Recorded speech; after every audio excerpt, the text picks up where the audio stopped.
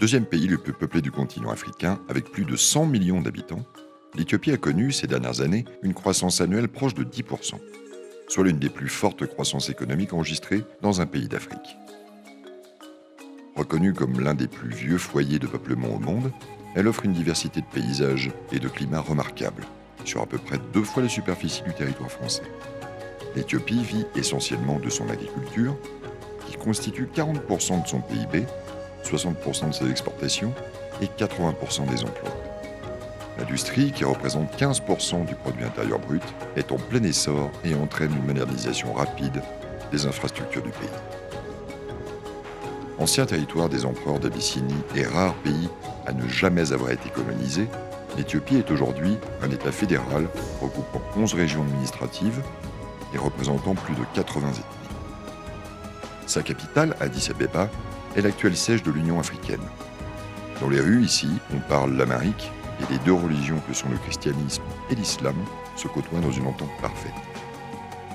Les femmes éthiopiennes sont au cœur de la vie de la société, assumant bien souvent les tâches les plus difficiles au quotidien, pour un salaire moyen ne dépassant que rarement les 50 € par mois. Mais depuis quelques mois, suite à l'arrivée au pouvoir d'un jeune Premier ministre, le docteur Abiy Ahmed, la place des femmes a connu une petite révolution, puisque celui-ci a fait voter la parité homme-femme au sein du gouvernement et des plus hautes institutions du pays, jusqu'à faire nommer pour la première fois en Afrique une femme au poste de présidente de la République fédérale d'Éthiopie, Madame Sahle-Work Zewde. Le poste est avant tout honorifique et symbolique, mais un tel symbole vaut tout de même son poids politique. Les parlementaires éthiopiens viennent de désigner la première femme présidente du pays. Aujourd'hui, je commence mon travail en tant que présidente fédérale démocratique éthiopienne. Diplomate de carrière, plusieurs fois ambassadrice, Sahle-Work Zewde est devenue mardi 25 octobre la seule femme chef d'État en exercice du continent africain. Et en Éthiopie, les femmes politiques semblent avoir le vent en poupe. La semaine dernière, le Premier ministre Abiy Ahmed, véritable détenteur du pouvoir, nommait un gouvernement entièrement paritaire. Un élan de la cause féminine dont Sahle-Work Zewde a promis de se faire la championne. Les femmes sont les premières victimes de l'absence de paix. C'est pourquoi pendant ma présidence, mon objectif principal sera d'assurer la paix en mobilisant toutes les femmes éthiopiennes.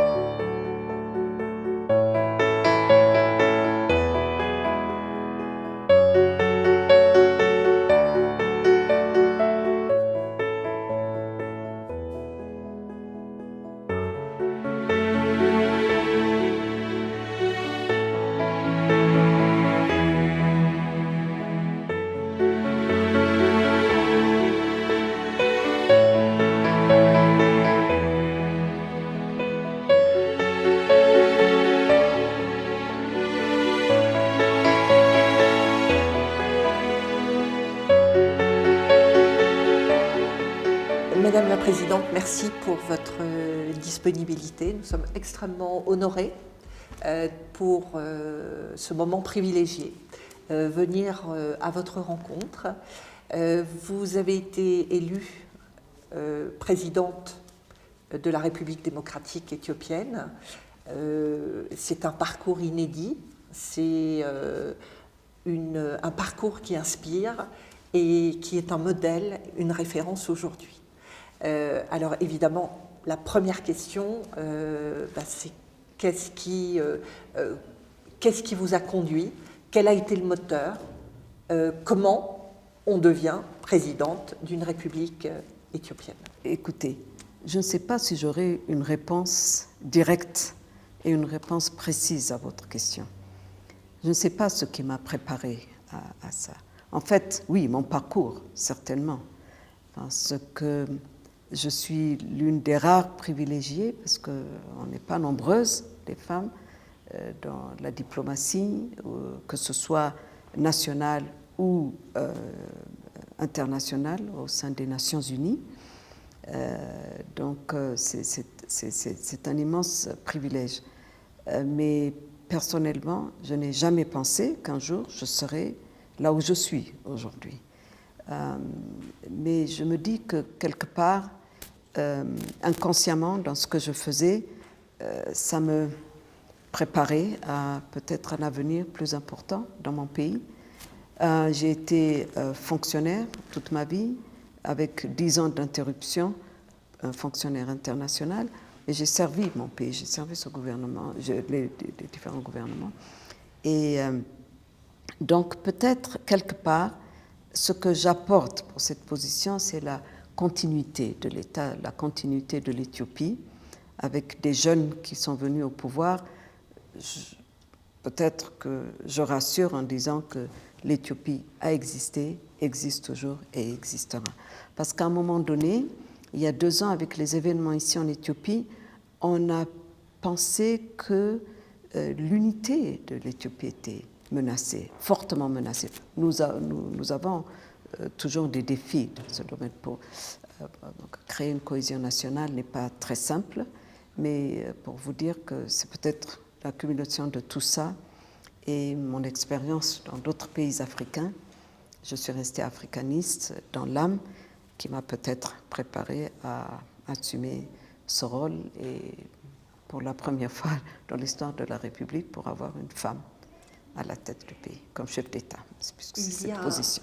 Mais on passe de l'empire de Haïlé Sélassié il y a 50 ans à aujourd'hui une présidente, la première de l'histoire d'Éthiopie, avec un gouvernement paritaire, des ministres femmes qui ont des ministères régaliens qui marquent une volonté. Alors, comment vous expliquez ce bouleversement? Est-ce qu'il y a eu une démarche volontaire à un moment donné? J'entends que vous n'aviez pas un projet et vous n'avez pas imaginé d'être présidente et que vous avez été portée par les événements et à un moment donné vous êtes la bonne personne au bon moment, au bon endroit, portée par votre expérience et votre histoire à la fois professionnelle et personnelle. Mais le sentiment que nous pouvons avoir, c'est qu'à un moment donné, il y a une volonté ici de faire en sorte que les femmes soient au pouvoir, pas contre les hommes, mais soient au pouvoir. Donc, est-ce que la démarche volontaire permet de faire avancer les choses? Écoutez, nous vivons un moment exceptionnel en Éthiopie. J'ai vu l'Empire, j'ai vu le gouvernement militaire, j'ai connu tout ça, et l'actuel, la phase 1 de l'histoire du parti au pouvoir, et la deuxième phase, puisque c'est le même parti qui gouverne, mais il y a un bouleversement incroyable de la société qu'on n'a jamais vu, qu'on n'a jamais connu.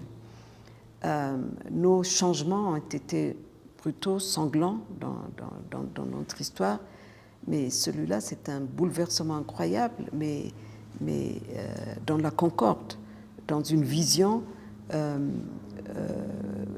de prospérité commune, d'égalité pour tous les ressortissants de ce pays, etc.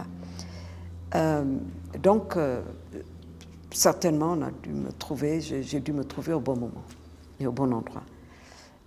Mais il y a eu une décision volontaire, il y a une décision prise par le Premier ministre d'avoir la parité homme-femme pour la première fois en fait sur le continent africain au sein du gouvernement. Et vous avez, comme vous l'avez bien souligné, c'est des postes très importants que les femmes occupent. Je suis chef d'État, la Cour suprême, et on peut en citer.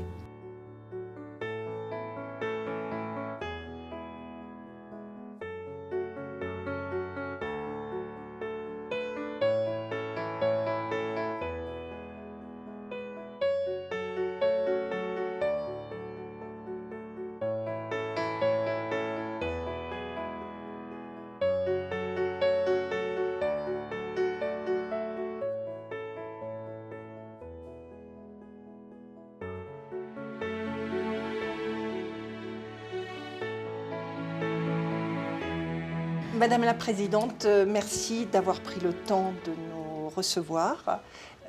Vous êtes présidente de la Cour suprême et nous voudrions savoir quel est votre parcours. Thank you very much for your interest to visit us today, and thank you for traveling all the way from Paris to talk to women leaders in Ethiopia and to understand more about what's happening on the ground. So I am appointed by the Parliament to be the head of the judiciary, and before that I was involved in so many activities, both governmental and non-governmental activities, including the formation of the Women Lawyers Association. And also recently I have supported women in business to establish a women-focused bank called Enat Bank. I was also working with the United Nations Economic Commission for Africa. So my work has always been around human rights issues, women's rights issues, and justice. So that's, I guess, why they picked me. Yeah. Les actions que vous avez menées pour les femmes montrent que vous avez voulu faire avancer la cause des femmes. Comment voyez-vous l'évolution de la femme en Éthiopie sur ces 15-20 dernières années? I have involved a good part of my professional life in fighting for gender justice, and there are progresses in this country over the past 15 years when we look back. When we established the Lawyers Association, there was no terminology for violence against women. There was no specific terminology that address violence against women. We have to coin the word. There was no term for sexual harassment. We have to invent new words. And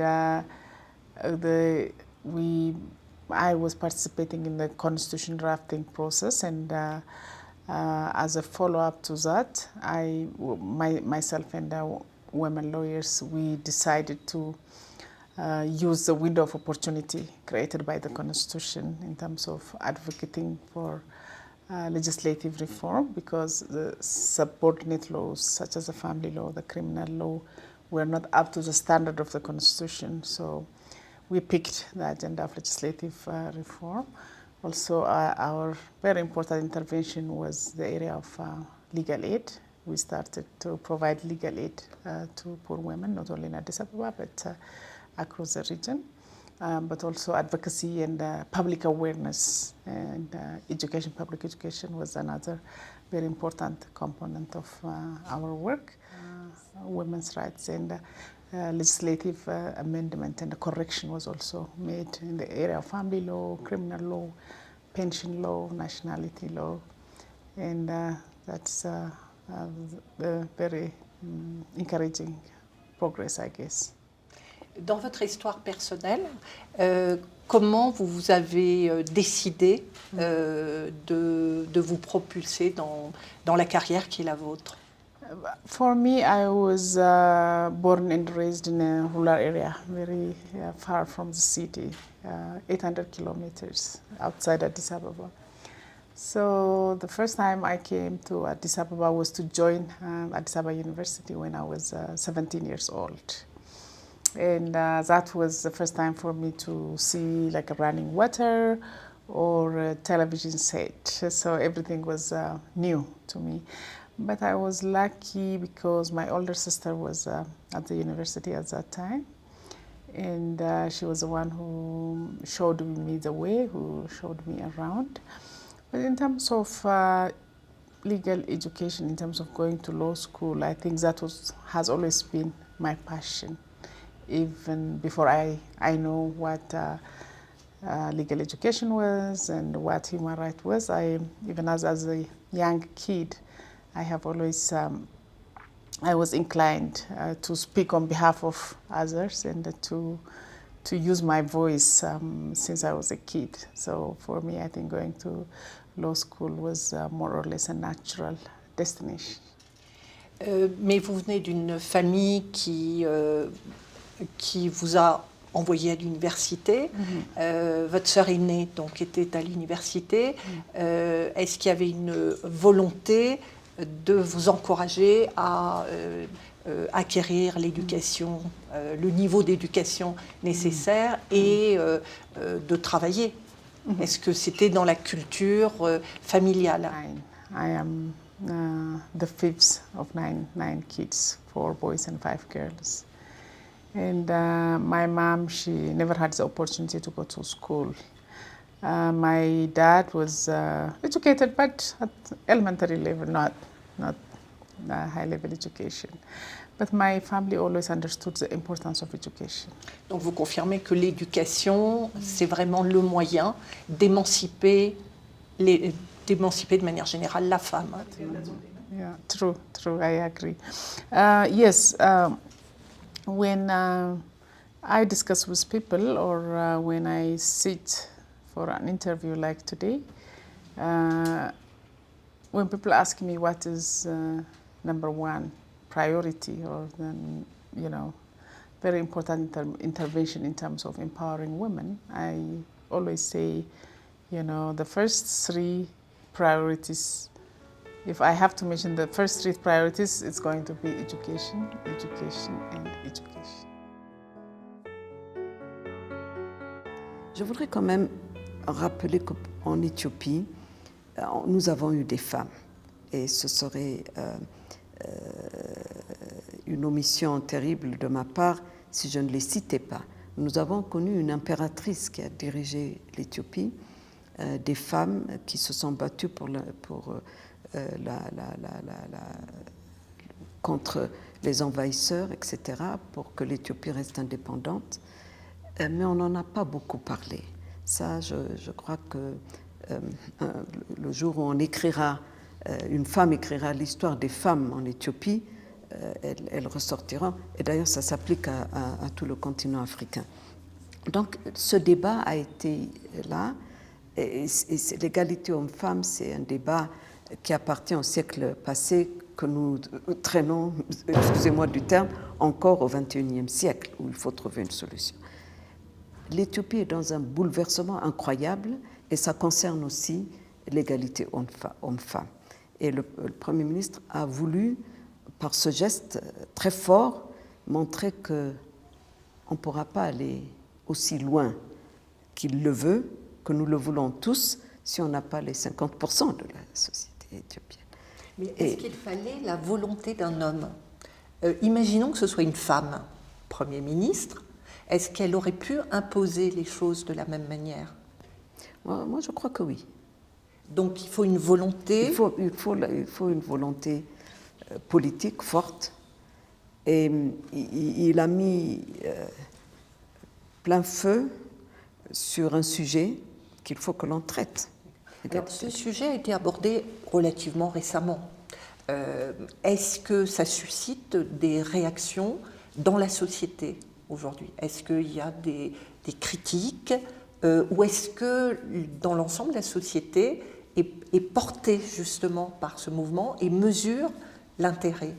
J'ai été très encouragée par la réaction des Éthiopiens et des Éthiopiennes.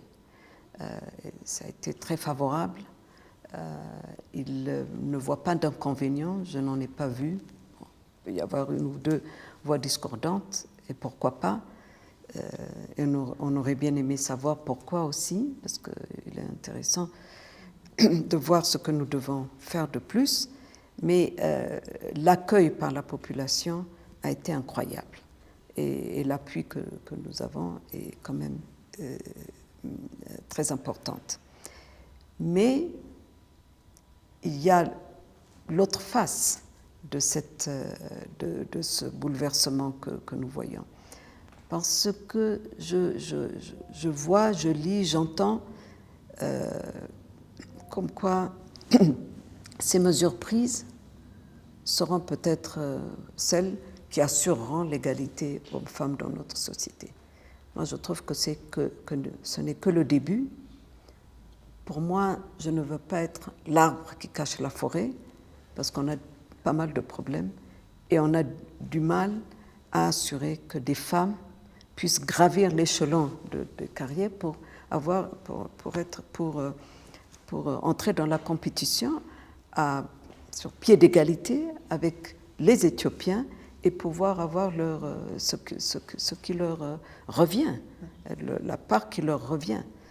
Si on se limite aux nominations et qu'on dise, parce que le Premier ministre a tout le pouvoir de nommer des ministres, il l'a fait, bravo, c'est très bien. Et il a choisi des femmes qui, à mon avis, sont capables de diriger les ministères très importants qu'on leur a confiés. Mais ce n'est que le début. Ça ne peut pas être une fin en soi. Moi, je crois que les femmes éthiopiennes doivent s'émanciper beaucoup plus et aussi participer dans la vie politique du pays, où on ne les voit pas beaucoup dans les partis politiques. Le pouvoir d'une femme, en fin de compte, doit être politique. Et le pouvoir politique, on doit pouvoir l'avoir. Le pouvoir économique, bien évidemment. On voit qu'il y a pas mal de mouvements dans ce sens. Et j'essaye de m'atteler à ça. Vous avez un pouvoir. Donc, qu'est-ce que vous souhaitez en faire aujourd'hui sur le thème de l'égalité? Quelles sont finalement les impulsions que vous voulez donner, puisque vous avez ce privilège, le privilège d'être à ce haut poste? Je suis déterminée à l'utiliser au maximum. La position que j'ai est au-dessus des partis politiques, est au-dessus de la mêlée, je dirais, parce que nous apprenons la démocratie, les partis politiques se battent pour le pouvoir, nous allons avoir des élections, etc. Moi, de mon expérience en Afrique, j'ai vu que ceux qui portent les hommes au pouvoir sont des femmes. 50%, plus de 50% des électeurs sont des femmes. Et 100% des élus sont des hommes. Il y a un problème quelque part. Soit on n'a pas de candidate à porter, soit on n'a pas assez de solidarité, soit dans le subconscient des femmes, on se dit que peut-être une femme ne peut pas le faire. Il vaut mieux toujours continuer avec les hommes. Je voudrais faire en sorte que ce que nous faisons pour les femmes soit que les solutions soient durables, que ça s'inscrive dans la durée et que ce ne soit pas une affaire de politique ou d'être politiquement correct dans le monde où nous vivons, parce qu'il faut des femmes. Il faut une femme quelque part, il faut que l'on soit visible. Le pouvoir que j'ai pourra mettre les projecteurs sur ceux qui sont restés invisibles, sur celles que l'on n'entend pas, celles qu'on ne voit pas, mais que tous les jours font en sorte que les familles dans les zones rurales en Éthiopie survivent. Nous avons rencontré hier la directrice de l'association des avocates qui est engagée dans l'aide juridique des femmes et des mineurs.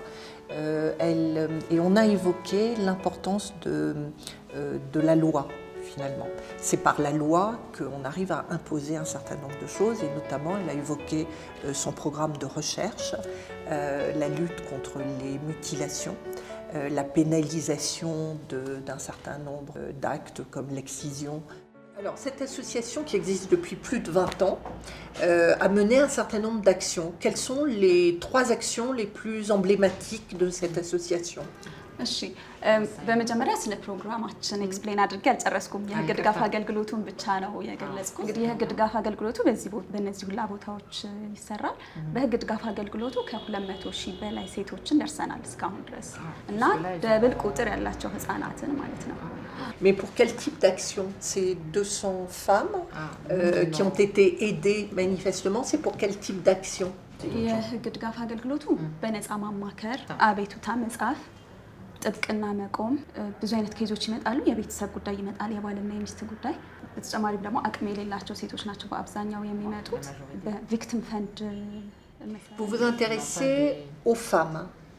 C'est ለሴቶችና ለህፃናት les femmes et les enfants. Et les demandes les plus récurrentes se touchent à quel type, quelles sont les questions les plus fréquentes?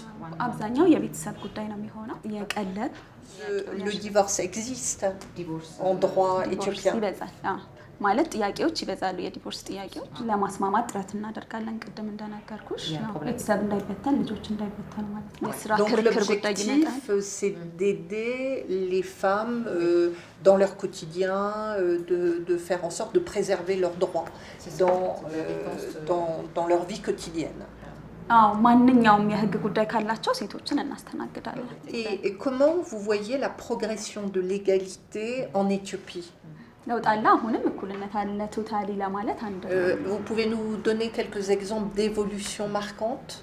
ያው እንግዲህ አሁን በተለይ ሁሉም የሚያወራውና የሚታየው ሴቶች ሃየር ፖዚሽን ላይ መምጣታቸው ወደ ትልቅ የስልጣን ቦታ ላይ መምጣታቸው ለውጥ መኖሩን የሚያሳይ ነው በዩኒቨርሲቲው ብዙ የሴት ተማሪዎች ብዛት መጨመር በስራ ቦታዎችም እንደዚህ የሴቶች ቁጥር መብዛት ወደ ኃላፊነት ቦታ ላይ ሴቶች የመጡ መሆናቸው Et dans les rapports avec les avocats hommes, comment ça se passe? Est-ce qu'il y a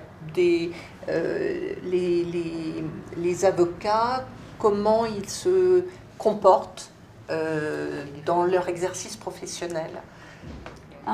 በጠበቆች መካከል መከባበር እንዳለ ነው በፊት በነበረው ሁኔታ ማህበረሰቡ በሴቶች ጠበቃዎች አይተማመንም ነበር አሁን ግን እንደውም የበለጠ ሴት ጠበቃ ብትሆንላቸው ይመርጣሉ ያው ከታማኝነት ጋር ተያይዞ Qu'est-ce qui vous a conduit à rejoindre cette association et à vous engager dans ces actions?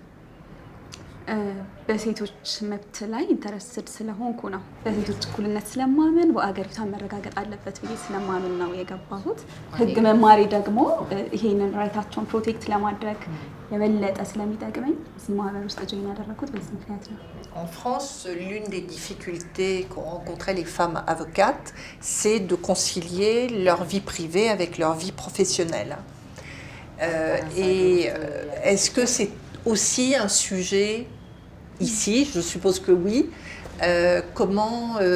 comment s'organise la vie d'une femme avocate?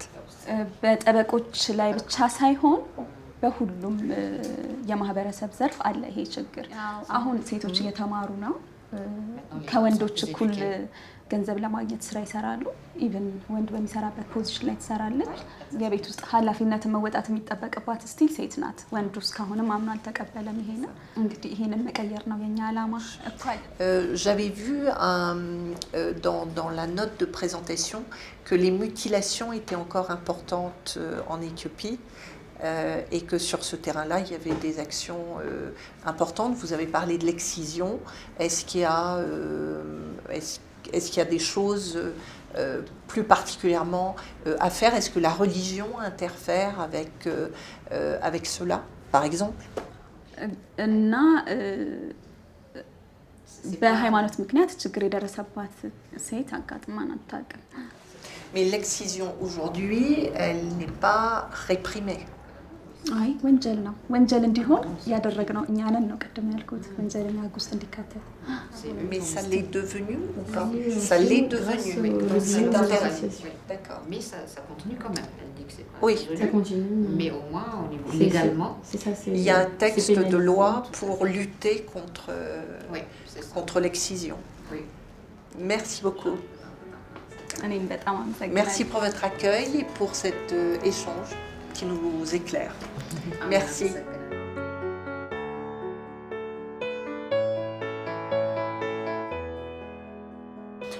Est-ce que vous avez une impulsion possible à ce niveau-là, dans les lois qui permettraient de faire avancer cette préservation et cette aide à apporter à des femmes qui sont victimes de violences culturelles d'ailleurs? La première des choses, c'est moi qui les signe, donc il faudra que je lise avec beaucoup d'attention ce qu'on me fait signer. Mais avant d'en arriver là, on peut sensibiliser les femmes qui sont dans ce domaine pour qu'on sorte en fait, on ait des textes de loi qui nous permettent d'avoir notre part. Pas plus tard qu'hier, j'étais dans une réunion où nous avons pu voir les mesures que le gouvernement doit prendre au niveau du gouvernement en changeant les textes de loi qui, quelque part, nous empêchent donc, on est en train de voir ce que les ministres peuvent faire, ce que le Parlement devra faire, etc., pour que nous ayons, pour que les choses puissent se faire, il faut qu'on ait cet appui juridique derrière, pour que, pas seulement des textes, pour qu'on puisse les mettre en œuvre. Parce que parfois, on n'est pas... c'est pas le problème d'avoir les politiques adéquates, on les a sur papier, la mise en œuvre fait défaut. Donc, il faut voir tout ça. Ensuite, en Éthiopie, avec cette nouvelle impulsion, il faut qu'on élève la participation des femmes. Par exemple, je n'avais jamais pensé, personnellement, que je devais sortir pour inspirer les gens. Ma seule présence inspire. Je n'ai même pas besoin de dire un mot. Je suis allée voir des abris pour enfants ayant subi des violences sexuelles, qui peuvent être dans leur propre famille. D'ailleurs, c'est le cas. Des enfants de 8 ans à 14 ans, le regard égaré, qui sont toujours dans ce traumatisme. Je ne savais pas quand on me l'a expliqué. Et après l'émotion passée, je suis retournée dans la classe et je lui ai dit, écoute, toi, qu'est-ce que tu veux devenir quand tu seras grande? Toute la classe m'a répondu présidente. J'ai dit, mon Dieu, ça suffit d'être présente pour... Donc, j'ai aussi appris que finalement, il faut répertorier les femmes que nous avons et qu'elles sortent, qu'elles soient connues. Dans l'éducation tertiaire, par exemple, en Éthiopie, on dit que les sciences, la technologie, ce n'est pas fait pour les femmes. Et on voit très peu de femmes. Or, on a des femmes qui ont été décorées, qui ont eu des prix sur le plan international, etc. Il faut qu'elles viennent dire « J'ai eu l'opportunité, j'ai réussi, tu peux le faire ».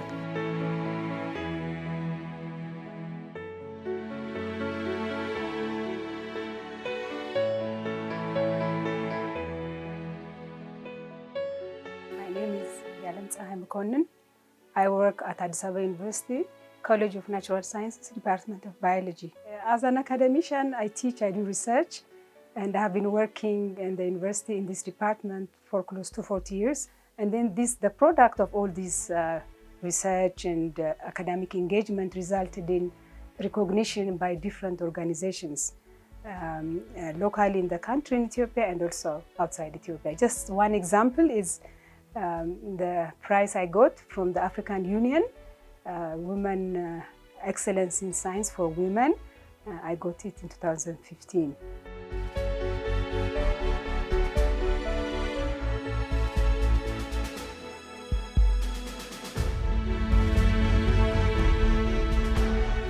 The number of girls coming to universities enrollment is increasing because the government has done a good job in expanding higher education. There are many universities open in different parts of the country, and enrollment of girls the girls that finish high school is increasing. So not necessarily 50-50, but I know that it is over 30% in some universities. In some departments, you might find many or more girls than boys. So enrollment is good. So I want to encourage the young, especially women, girls, to be confident in whatever they do and to believe whatever they want to do, whatever they want to wish, if they have the passion for it. And then, as the English saying goes, the sky is the limit. That's what I want the women to know that they can do it.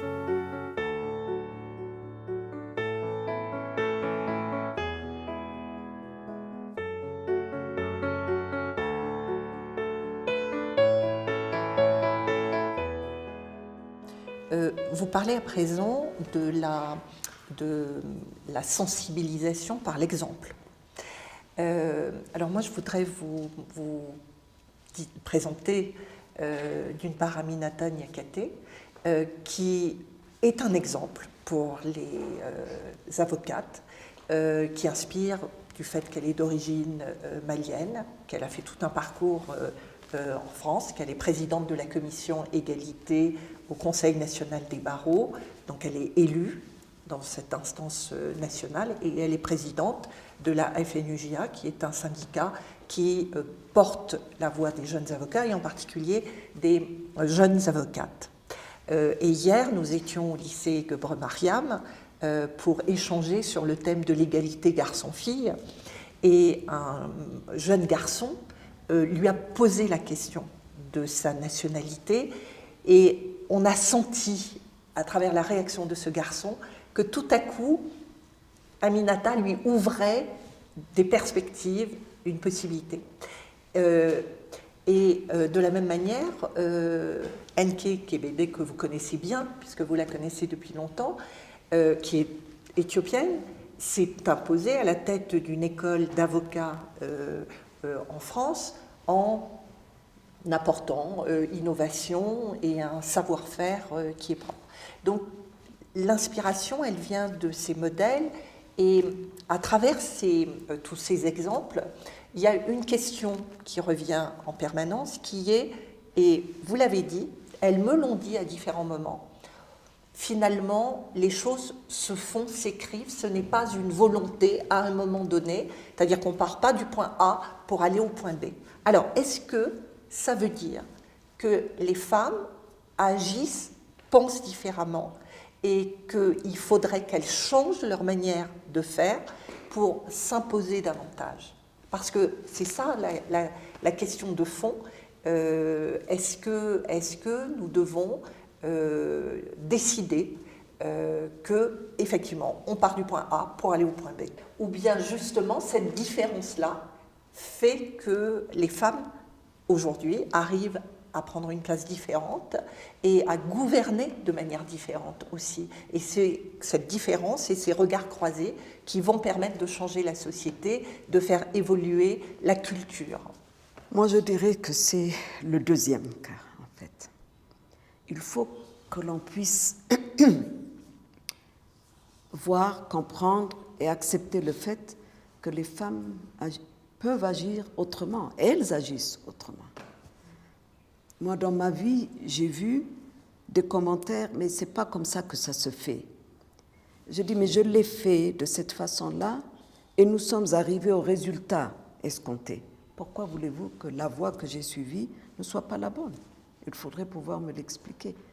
Peut-être que je réfléchis différemment, peut-être, mais par moments, je ne voyais pas je ne le voyais pas en termes de différence homme-femme. Mais j'ai compris par la suite que c'était le cas. Voilà. Donc, en tant que diplomate, en tant qu'ambassadeur, non, c'est comme ça, quand tu lui parles, j'ai dit non. Je lui ai parlé et j'ai eu ce résultat. Et ça s'inscrit toujours dans le même cadre. Je ne suis pas sortie du cadre, mais il faut que l'on me permette de penser autrement. Mon passage, mon parcours, la façon dont j'ai grandi, ma famille, tout ça compte. Tout ce que j'ai entendu compte que tu n'as pas entendu. Mes frustrations et après mes espoirs en disant non, je pourrais le faire. Moi, ce qui m'a aidé dans la vie, c'est, et je dois le dire, je dois lui rendre hommage, c'est mon père. Il y a 60 ans, dans une société très, fermée qu'était l'Éthiopie, etc., où la place d'une jeune fille n'était pas vraiment connue, il m'a toujours répété, tu ne sais pas jusqu'où tu pourras aller. Pour lui, il n'y avait plus de limite. Donc c'est oser. C'est oser. Oser. J'ai jamais osé. Mais je crois qu'il a vu quelque part, il voulait que j'aie confiance en moi-même. Donc c'est transformer ses rêves et finalement vivre avec beaucoup Donc d'enthousiasme. pour dire que tu ne vaux pas moins que le jeune garçon qui est à côté de toi.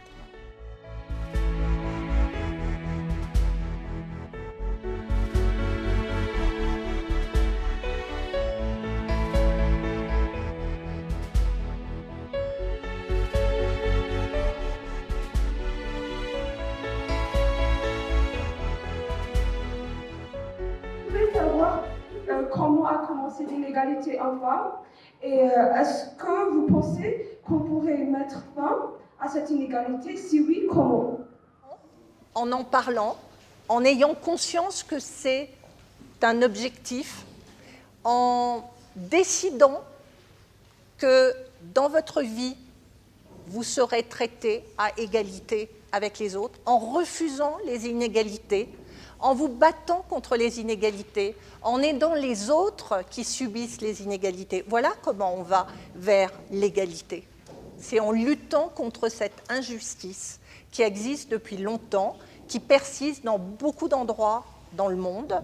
Il y a aujourd'hui, beaucoup de petites filles martyrisées dans le monde, et uniquement en raison de leur condition de filles. Il faut arrêter avec ça. Et il faut que progressivement, en parlant comme nous le faisons aujourd'hui, eh bien, les choses avancent. Et ma question, c'est, il y a plusieurs types de féministes, et je voulais savoir quel type de féministe vous êtes, et quelle est votre philosophie? Je suis plutôt une féministe qui veut juste l'égalité, point. L'égalité, ni plus, ni moins. Après, c'est vrai qu'on va parler de règles de parité, etc., et c'est de la discrimination positive, quelque part. Et c'est vrai que quand on discrimine quelqu'un, enfin même une femme, positivement, ça pénalise d'autres personnes. Je pense qu'aujourd'hui, pour parvenir à l'égalité, on est obligé d'en passer par là. Et j'espère que demain, on n'aura plus besoin de discrimination positive et que ce sera naturel et spontané et voire indifférent. Et j'espère que demain, le fait que je sois une femme ou que je sois noire, ce sera indifférent et qu'on verra la personne que je suis avec les compétences que j'ai et que donc on vivra dans un monde d'égalité parfaite, universelle, quoi. Voilà ce à quoi j'aspire.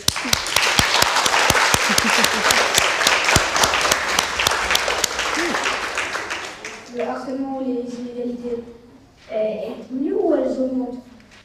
Je pense que compte tenu de toutes les actions qui sont engagées, compte tenu en plus du fait qu'on rend public de plus en plus souvent les propos du harceleur, la démarche va consister le plus souvent à faire attention. Donc aujourd'hui, il y a une prise de conscience qui fait que normalement, ça devrait diminuer. Mais dans le même temps, il y a une violence sur les réseaux sociaux.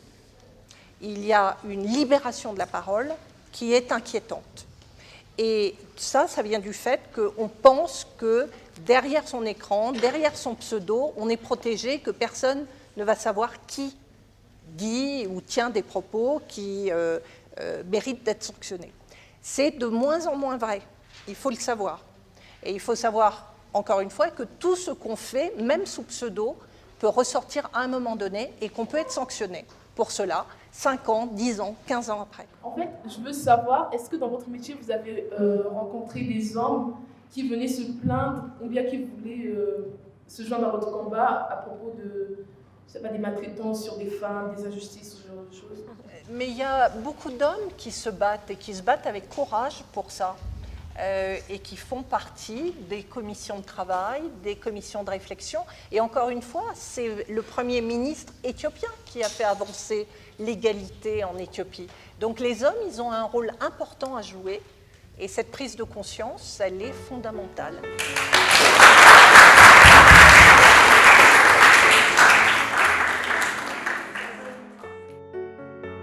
Je vais vous poser la question que nous a posée un jeune lycéen hier au lycée Gebre-Mariam. Il nous a dit qu'est-ce qu'on vous a écouté sur l'égalité garçon-fille, qu'est-ce que je peux faire, qu'est-ce que nous pouvons faire, nous, les garçons, pour faire avancer encore l'égalité garçon-fille? Qu'est-ce qu'on peut faire? Donc si vous aviez un conseil à lui donner, qu'est-ce que vous lui diriez? Écoutez, je n'ai pas beaucoup réfléchi aux petits garçons, à ce qu'on dirait aux petits garçons. Mais les petits garçons, d'ailleurs, j'ai vu à la télévision la dernière fois un programme très intéressant, je ne sais pas si c'est en Islande ou dans un des pays de cette région-là, où déjà dès le jardin d'enfants, ils essayaient d'inculquer aux petites filles, et ils ont filmé, et instinctivement, il y a des choses il y a des moments où le garçon s'impose pour aider la fille, pour dire c'est moi qui peux le faire, etc. Donc, il dit non, pourquoi pas elle? Et donc, il l'arrête pour que. Je crois qu'il y a beaucoup de choses à faire. Le petit garçon pourra changer, avoir une autre vision de ce qu'est la petite fille à côté de lui, si la communauté change aussi, si sa famille réfléchit autrement, etc. Au lycée Gabriel Mariam que nous avons fréquenté toutes les deux, et je crois que c'est là où, en tout cas pour moi, où j'ai été formatée. Quand j'ai été plus tard présidente des parents d'élèves, le français était vu pour une langue belle, tout ça, où on mettrait les filles et les garçons allaient dans les écoles anglaises. Il a fallu mener une campagne pour qu'il y ait plus de petits garçons, parce que la population féminine était à 70% à un moment donné.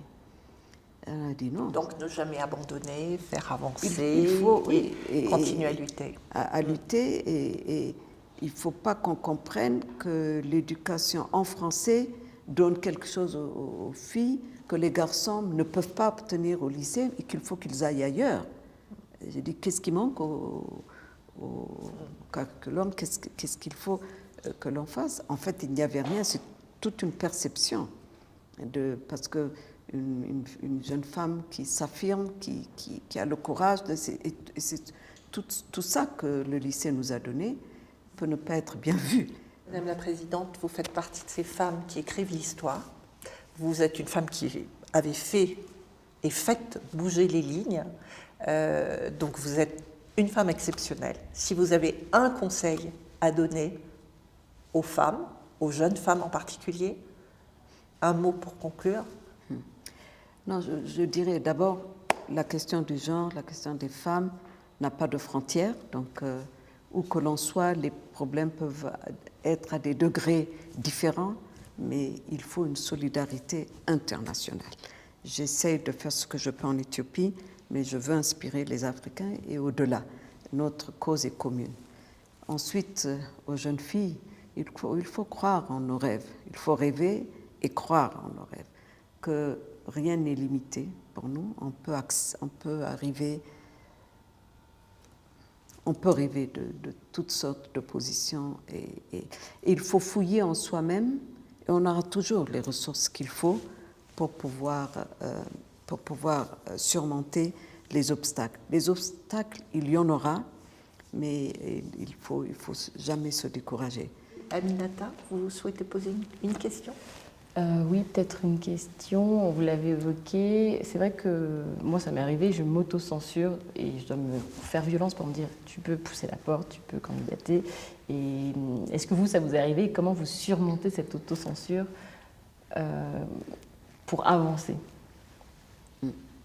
Moi, je crois que c'est la réaction assez commune à toute femme. On se dit, est-ce que je suis capable de le faire?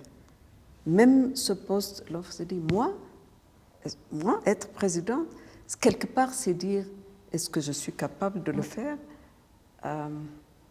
Ou peut-être pas dire, mais j'ai jamais pensé à ça, j'ai jamais fait campagne pour ça. Moi, l'autocensure, dans une certaine mesure, n'est pas mal, parce que il y en a qui vont là où ils ne devraient pas être et qui se croient tout permis, parce que c'est un homme. Moi, il vaut mieux que l'on voit là où on peut faire un impact, et un impact réel. Ça conduit à réfléchir un peu sur... Mais sinon, l'autocensure pour dire ah, est-ce que parce que je suis une femme, c'est peut-être pas. Non, non, là, il faut y aller. Il faut être pionnière. Si on est la première, il faut le faire.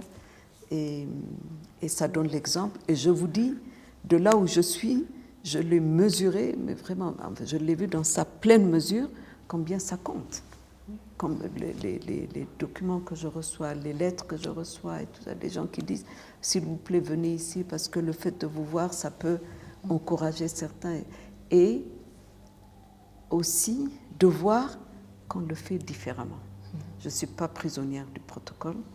Je vais vers les gens, je veux parler aux gens, je veux toucher, je veux communiquer.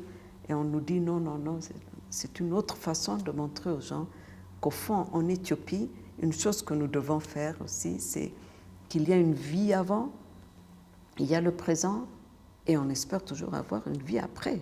Parce qu'on n'a pas eu de dirigeants qui quittent le pouvoir. On a eu des dirigeants qu'on tue, qu'on emprisonne et tout ça.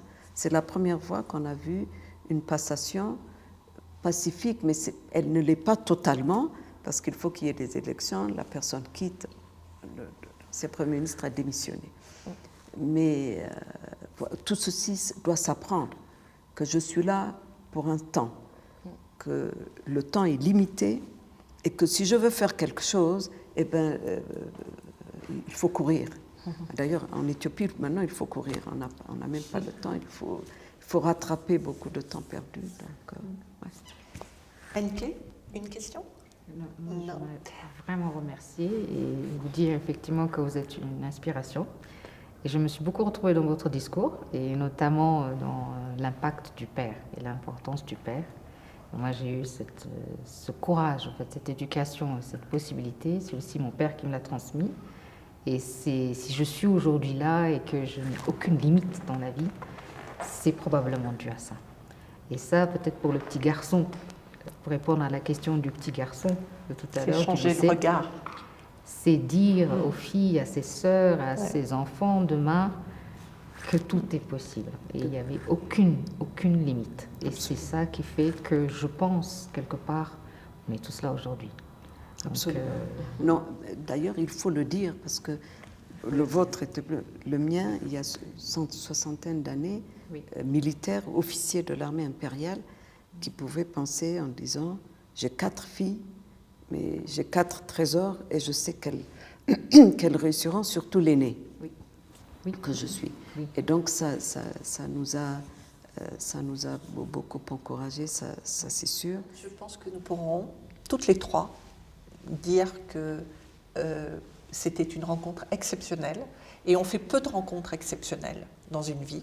Donc merci vraiment, à la fois pour votre disponibilité, la qualité de cet entretien, la richesse de vos propos. Merci. Merci. Tout Merci simplement. à vous.